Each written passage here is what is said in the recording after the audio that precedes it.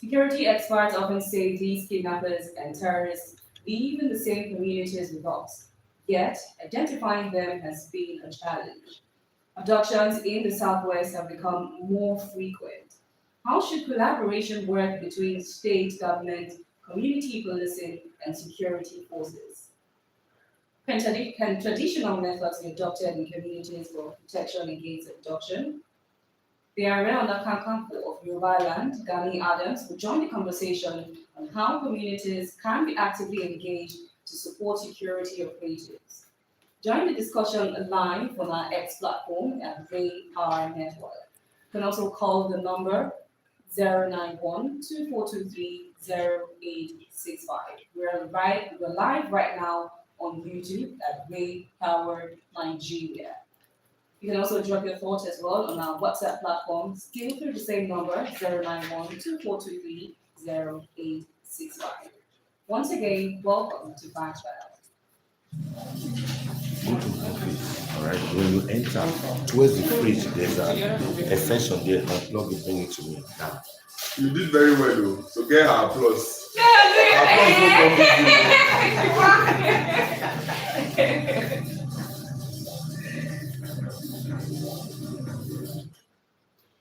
Now, while security agencies, continue to confront kidnappings, banditry, and all the other violent crimes across the country, many experts, of the opinion, and they insist that lasting success cannot be achieved without, active participation, collaboration, and most importantly, intelligence sharing when it comes to the involvement of the citizens. So, at a time when insecurity is spreading even into areas once considered safe, this collaboration that we talk about here now has become ever so more important. But there are vital questions that must be answered. How do communities build trust with the security operatives? Who do citizens report suspicious activities to, and how protected are those who provide these information? Beyond that, what roles should traditional institutions, the vigilante groups, the state governments, and all of that play in strengthening local security? When you look at the situation as far as insecurity is concerned, over the past, I think it's over a decade now in Nigeria, it's become very, very worrisome. Now, it used to be more in some parts of the country, particularly the northwest or the northern parts of the country. We had to do that in general. But right now, you see that it's spreading to every other region in the country at this present time. Abductions, kidnappings, everywhere, even in places that before now used to be considered as safe. So invariably, it's also affected the economy. It's affected agriculture. Farmers can no longer go to the farms. The students are scared of going to schools. When do we begin at the subnational level in terms of addressing insecurity? But like we said, and we have established this morning, our focus is on community engagement in addressing this problem. And talking about community leaders, they haven't come any bigger than our guest this morning, who is a true leader from the Southwest, the Are Onakakanfo of Yoruba Land, Chief Gani Adams, is our guest this morning. Good morning. Thank you very much for joining us on Factfile.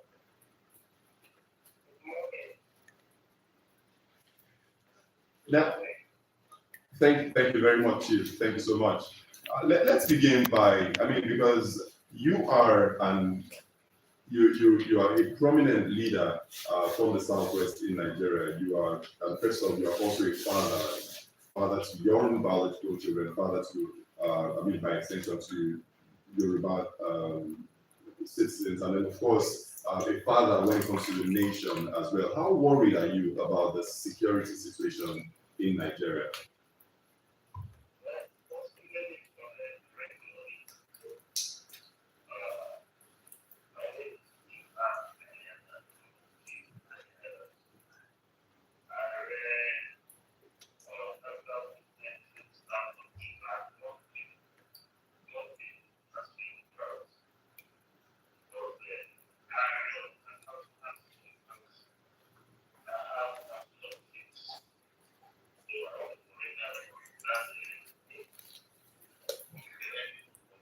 Okay, thank you very much for that.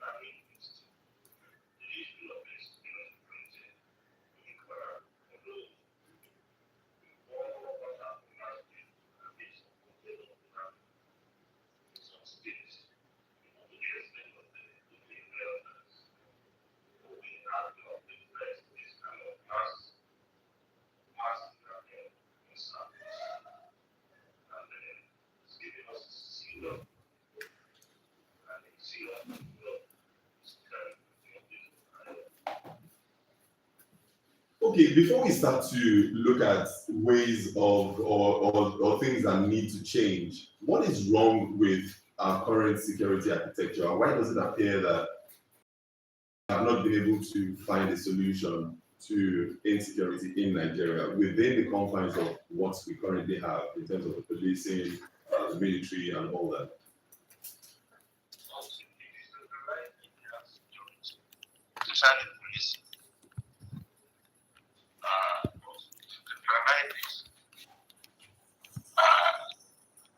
That was the time we get it right on the issue of security. A country with a population of about 250 million,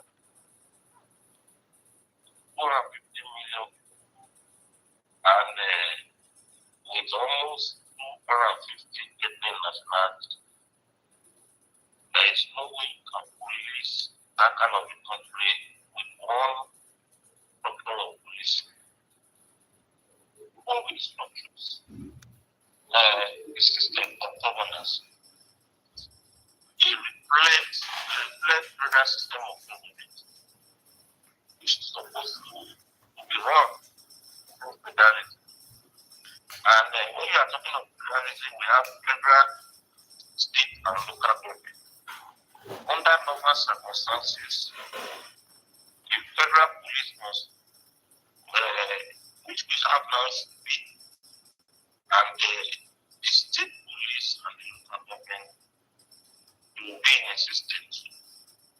And you have this three structure of policing that will be competitive in terms of having the success in terms of security. And moreover, the issue of security is looked at.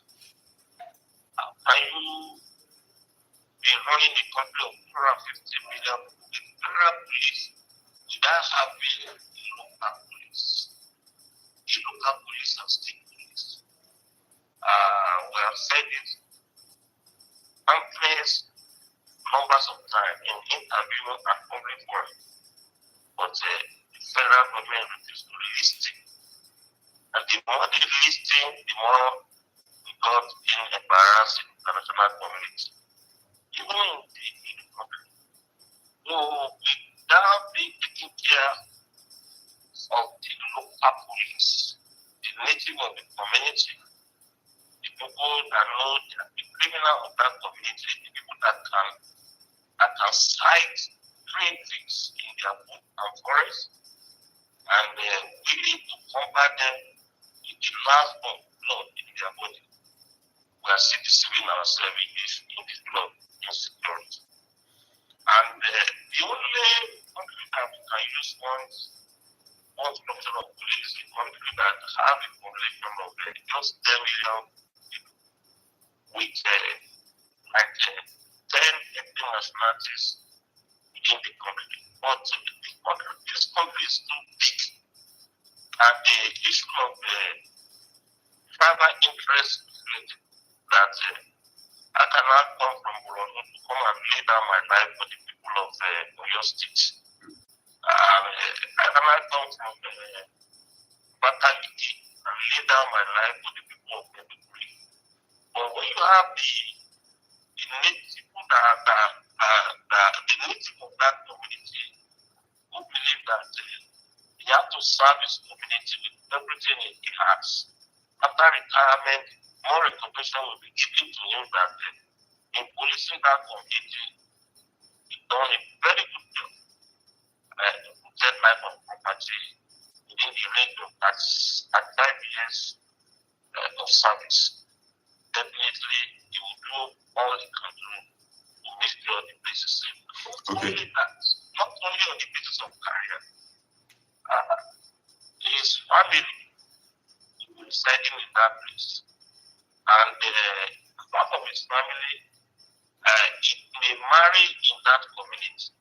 So definitely, you will not allow corruption or negligence to affect his or her own duty to police that community and make sure the community is safe.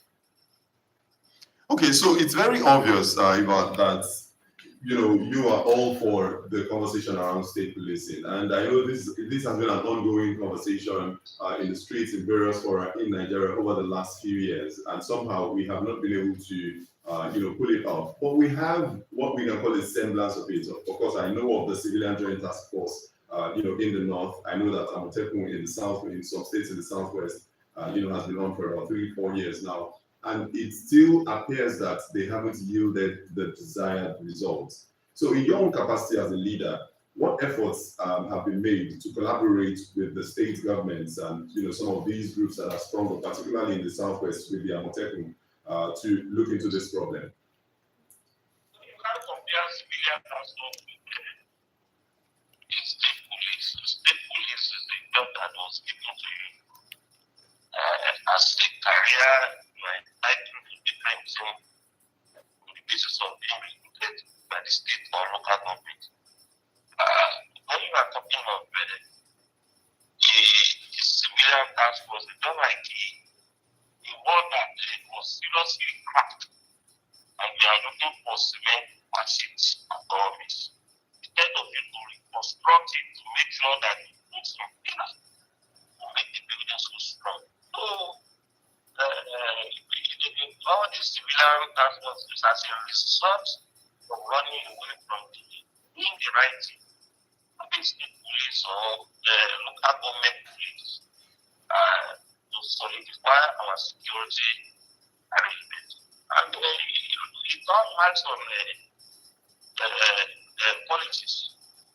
We are trying to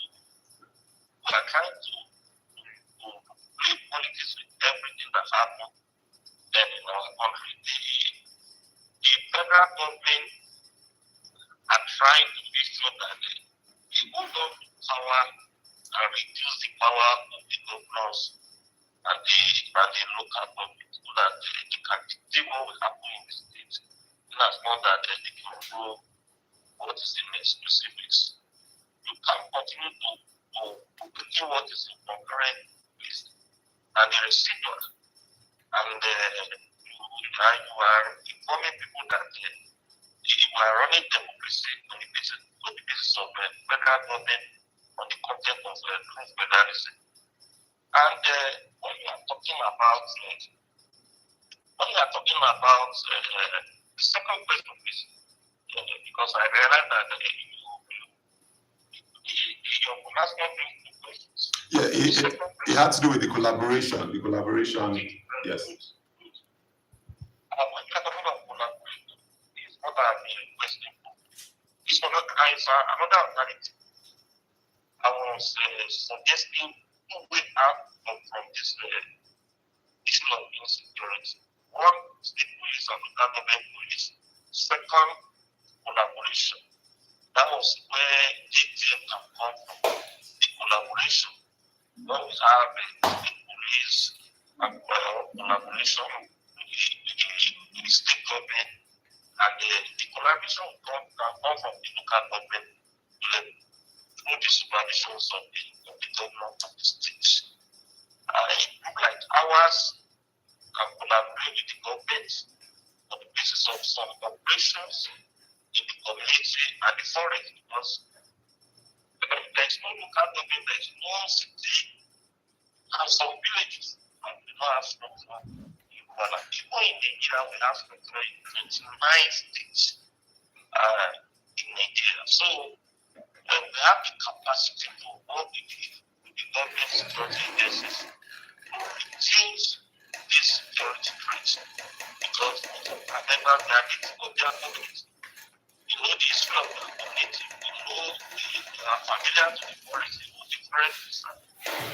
What is happening when we come on our structure surrounding that area, by giving us some information in the general reporting system that even the security agencies of the government did not predict. So now we have this advantage ahead the security agencies that was being deployed in that place. But if the government did not allow them, you can't jump to the security application of the government without their clearance, without you running. And from our experience in 1999 to 2005, when we were desperate to make sure we secure in Lagos, and Oyo, it cost us a lot on the basis of image, and some of our members was detained, some of them was sent to jail by the security agencies on the excuse that you are in possession of illegal arms and ammunition, on the excuse that you are not putting harm in your body to defend your people. So this issue caused a lot that affected our revenues. And what we have witnessed at the accident between us and the Nigerian Police and Security of what is guiding us to tell the public, the whole issue that the government must agree on collaboration before we involve in this security. You can't just put somebody in the jail because you want to secure you. And Nigeria are so funny. By the time they arrange these innocent guys on the Trump charges, within 2 weeks they have forgotten their issue, they have moved to another issue. And these people will be rotting in detentions. And some of them in prisons. And at the end of the day, we struggle and release them finally. At the end of the day, some of them will not come back to join us as a member of the organization. So we are being guided in what has happened to us as an organization. In 1999 to 2000, after 2000, we have some of our leaders that still have the mindset that maybe secure some area. We have a similar problem.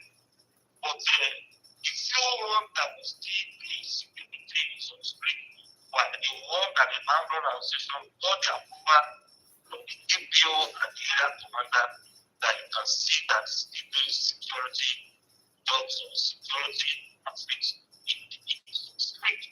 Not talking of the security threat of the whole state that need proper coordination, that need mass deployment of people from one state to the other.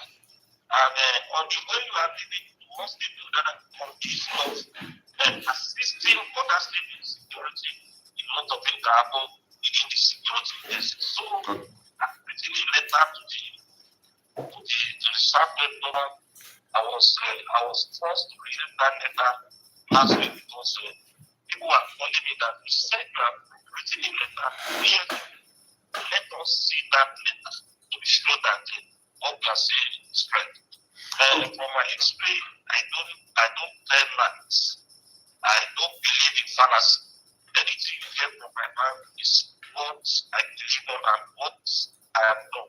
If I said I will do something, don't have the mindset that I will do it. If I can't do anything I can't do, I will mention it in public, even within my family. So I believe in integrity. So I don't believe in propaganda. And I don't believe in coordinated propaganda. So what I'm saying from the beginning is that 2 years ago, precisely 7th of February 2024, I wrote a letter to the Southwest government that there's a need for collaboration. But till now, no one or their chief or special advisor called me that we saw your letter. What can we do together? Even on the level of sharing and intelligence. So no one has called me. And no security agencies have called me. And by the way, we have an antecedent. Some of the operation with us in some years with the police, with the Lagos State Police Command on the issue of Babylon. Within 3 days, we succeeded using them in the issue of Babylon in Lagos State and Lagos State. Even in the Catholics in Lagos, when some militants was pretty serious with them, like kidnapping, killing people, to the extent that the former owner of Iba, the late owner of Iba, was kidnapped in the process. He took ransom from the community. He took ransom from the community before releasing him. Many people was kidnapped from my team to Gaddafi. And to the extent that this army officer was kidnapped and killed in the process. Was killed in the process. So they call our leaders in the India and the government for collaboration of the other activities. And the company, we had a meeting with the commandant. I sent it to the meeting with the commandant. And we agreed on the day of completion. I was there physically. And asked those boys at the army to go into the forest. Because there was a forest in between the Ashtuba community and Abuja community. So we were there for a period of 4 hours, 5 hours. The operation took place. And some of them was being apprehended. And yes. So sorry I had to interrupt you there because we have just about a minute to wrap up this discussion. If you just joined us, it is Factfile on Reaper FM. We're discussing community engagement in tackling insecurity, and we have as guest this morning Iba Gani Adams, the 15th Ààrẹ Ọ̀nà Kakanfò of Yoruba land. In wrapping up this morning, and I like the fact that you did mention the forests, right? There are a lot of people, a lot of Nigerians who feel that the forests are our biggest problems because people come in from these forests and then take people from the communities and match them back into the forest. Can we possibly ever secure our forest? And what roles can the traditional, or what traditional methods can be adopted to address this? Well, not only the forests are our problem. Even the modern community, there's a serious security threat.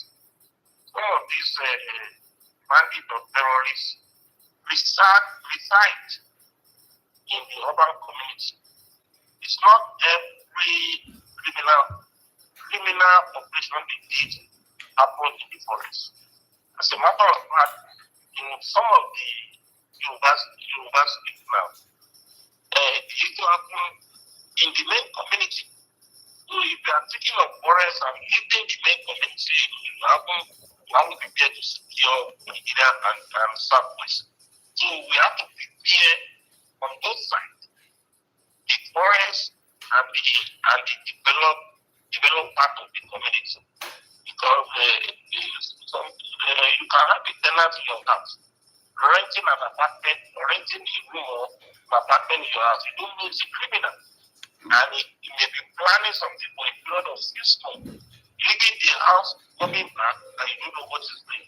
So when we are talking of forest alone, that's mean that we have to prepare to secure our state and the country. Okay, we will just have to leave the conversation at this, but of course, we will be reaching out to you again from time to time to continue to engage on the issues that affect us as a nation until we can have a country where, as I always say, we can speak with our 2 eyes closed, knowing that we're safe and secure. But in the meantime, we have to wrap up this at this time. Thank you so much for joining us this morning, Adams. Yeah. All right. And that's it on Factfile for this morning. We must appreciate you for being a part of the discussion. If you missed today's episode or any part of the conversation with Iba Adams, you can go on our YouTube channel and watch it over. Again, we also encourage you to subscribe, like, and share our videos. And we must, at this point, thank you so much for being a part of the discussion. Once again, Iba Adams, the 15th Area of Kaka for Yoruba Land, the global convener of ODU, as well as the national convener, coordinator of the OPC, has been our guest. This is a production of Abiola Abera, with assistance from Ose, James Best, and Amarachi. I am Uluwatosi Oshi. Good morning. Thank you for watching.